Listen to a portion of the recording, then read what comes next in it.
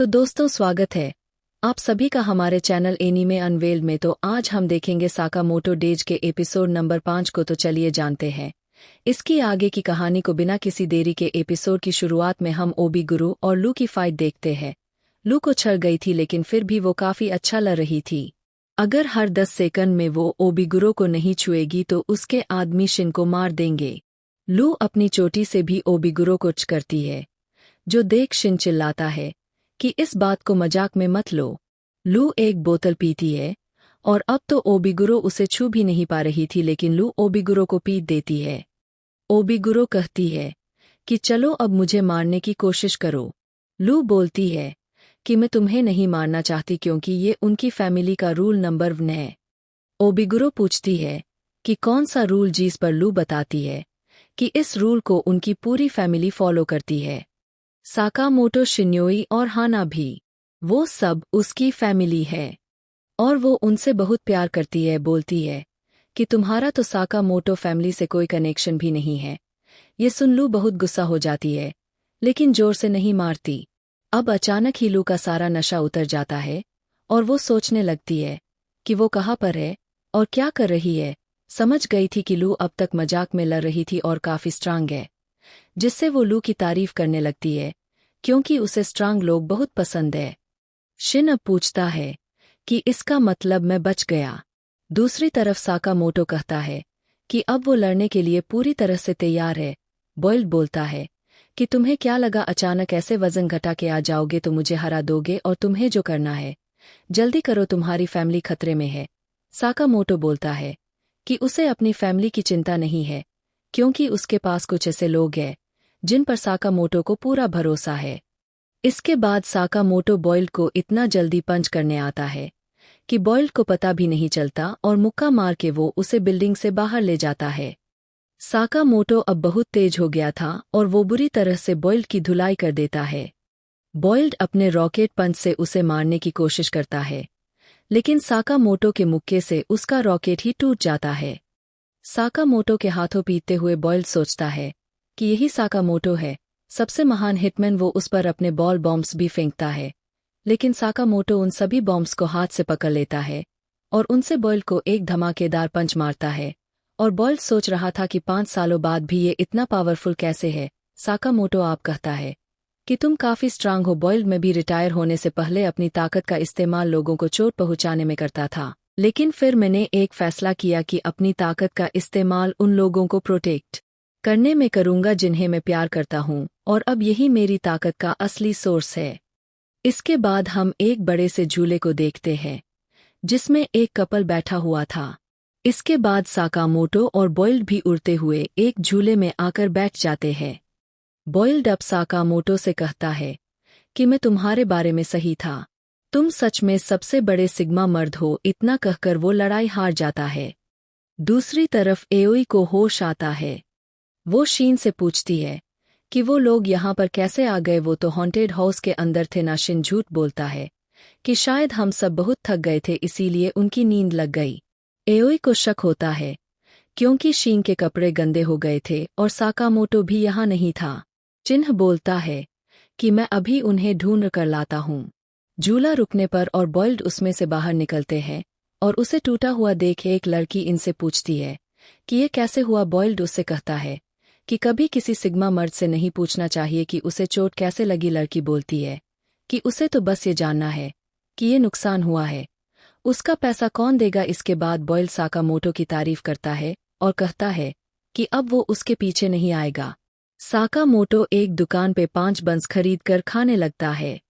अब बॉयल्ड भी खाने के लिए एक मांगता है, जिस पर साकामोटो उसे अपना बन दे देता है क्योंकि बाकी उसकी फैमिली के लिए थे। तभी शीन यहाँ आ जाता है और ये देख हैरान हो जाता है कि साकामोटो इतना पतला कैसे हो गया। साकामोटो कहता है कि आज कुछ ज्यादा ही भागदौड़ हो गई इसलिए मेरा वजन कम हो गया। बॉयल्ड पूछता है कि अब तुम क्या करोगे, तुम्हारे सर पे इनाम जो लगा है डोंडन का ही उसे मारने और भी आदमी भेजेगा। लेकिन तभी साकामोटो को एओई दिखती है जिसने इनाम वाली सारी बात सुन ली थी। वो तीनों को फूड कोर्ट में बैठाकर उनसे सारी बात पूछती है। वहीं लू और ओबीगुरो खाना के साथ बुड्री के बाल खाने जाती है। साकामोटो अब एओही को सच बता देता है कि उसके सिर पे इनाम लगा हुआ है और आज ही कई सारे हिटमैन उसे मारने की कोशिश कर चुके हैं। ये सुन एओही गुस्सा हो जाती है क्योंकि साकामोटो ने इतनी बड़ी बात उससे छुपाई। साकामोटो अब डर के छुप जाता है तो बॉइल्ड उसकी जगह पर बोलता है कि साकामोटो बस चाहता था कि तुम लोग आज का दिन अच्छे से एंजॉय करो। बिना किसी चिंता के योए अब बॉइल्ड को धमकी देती है कि वो साकामोटो को मारने की कोशिश ना करे, जिस पर बॉइल्ड तुरंत ही मान जाता है। योए अब साकामोटो को उनका फैमिली रूल नंबर 6 याद दिलाती है कि वो एक दूसरे से कोई झूठ नहीं बोलेंगे और कोई बात नहीं छुपाएंगे, तो जल्दी इस इनाम वाली प्रॉब्लम का सफाया करो, जिसके लिए साकामोटो मान जाता है। इसके बाद पार्क में परेड होने लगती है जिसे ये सब देखने जाते हैं। शीन साकामोटो से पूछता है कि वो लोग अब क्या करेंगे।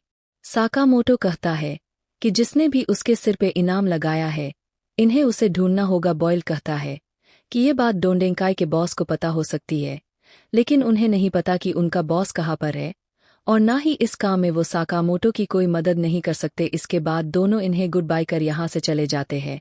अब अगले दिन साकामोटो, लू और शिन एक वीडियो रेंटल स्टोर में जाते हैं।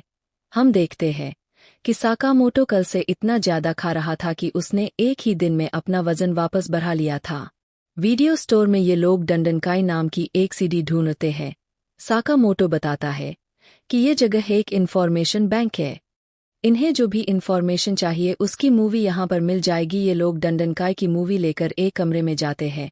मूवी में इन्हें पता चलता है कि डंडनकाई एक हिटमैन एजेंसी है जिसमें 50 से भी ज्यादा हिटमैन हैं।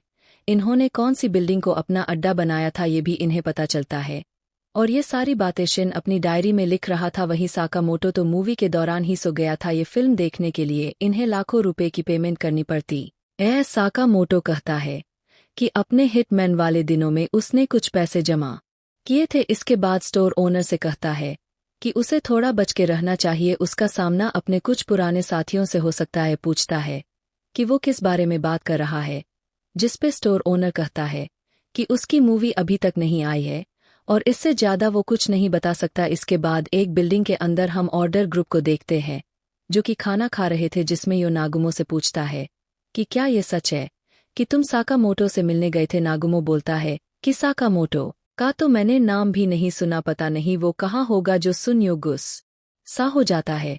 शिशिबा उसे शांत रहने को कहता है क्योंकि जल्द ही उनका मास्टर यहाँ आने वाला है।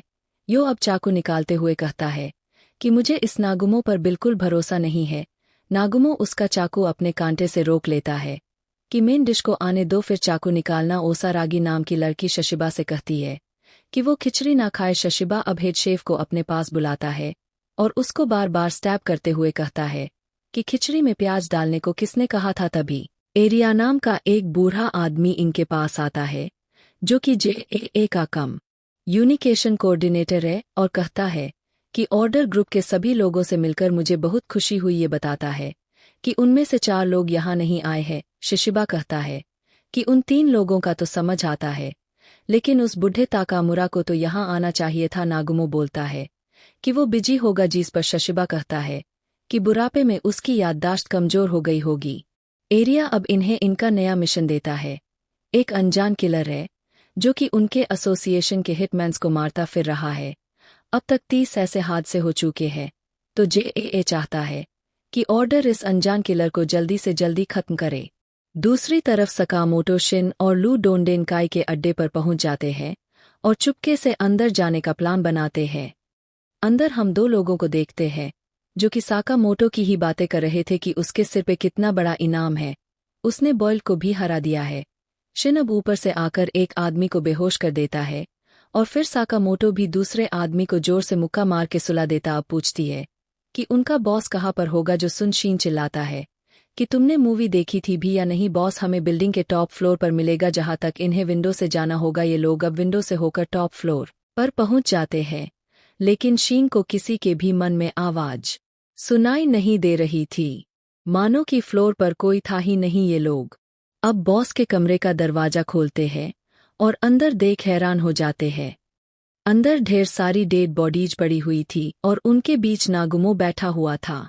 नागुमो बोलता है कि उसने डोंडनकाई के सभी हिटमैन और उनके बॉस को भी मार दिया है और अब सागामोटो की बारी है। इतना कहकर नागुमो बहुत तेजी से शिंग के पीछे आता है और उसकी गर्दन में अपना चाकू घुसा देता है। लेकिन असल मशीन को कुछ नहीं हुआ था और के हाथ में नकली चाकू था और उसने फिर से इन दोनों को बुद्धू बना दिया। जिस पर ये उसकी पिटाई करने लगते हैं। कहता है कि उसे भी से कुछ काम था, लेकिन वो जब यहाँ आया तो किसी ने पहले ही सबको मार दिया था। वो बताता है कि कोई अनजान किलर है जो कि हिटमैन को मारता फिर रहा है। पिछले मंथ ही करीब 1000 हिटमैन मारे जा चुके हैं और ये कातिल हमेशा एक मार्क छोड़कर जाता है, इसीलिए ये लोग उसे एक सियासलर कह के बुलाते हैं। साकामोटो समझ जाता है कि ऑर्डर ग्रुप भी इसमें इन्वॉल्व है।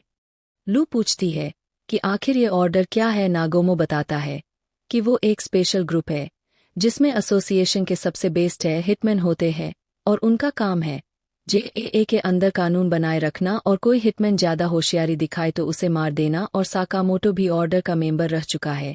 नागुमो साकामोटो से भी कहता है कि इस अनजान किलर से बच के रहे, क्योंकि ये किलिंग तभी शुरू हुई थी जब साकामोटो के सिर पे इनाम लगा था, तो इन दोनों में कुछ कनेक्शन हो सकता है।